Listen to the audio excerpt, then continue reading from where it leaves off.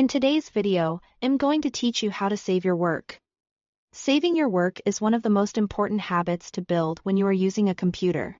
It helps make sure you don't lose progress if a program closes unexpectedly. Your computer restarts or you simply need to come back to your file later.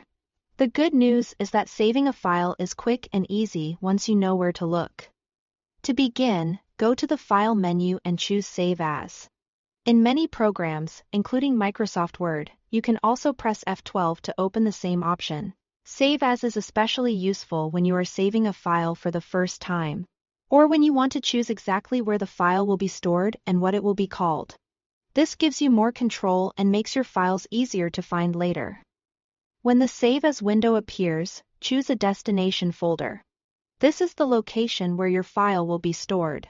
Common options include your desktop, your Documents folder, or a cloud folder if you want the file to be available across multiple devices. Pick a location that makes sense for the type of file you are working on. For example, if it's something important that you'll need again. Saving it in a well-organized folder can save time later. Next, type a clear and recognizable file name. Try to use a name that tells you exactly what the file is, especially if you may create several similar documents over time. A good file name makes it much easier to search for and identify your work later without having to open multiple files. Once you've chosen the folder and entered the file name, click Save.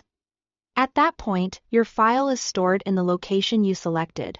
After the file has been saved once, you usually won't need to use Save As every time.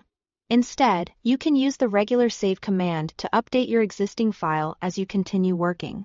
A fast way to do this is with the keyboard shortcut Ctrl+S on Windows or Command+S on a Mac. This is a great shortcut to use often while you work, so your latest changes are always stored. You can also click the small floppy disk icon, which is usually located in the top left corner of the application window.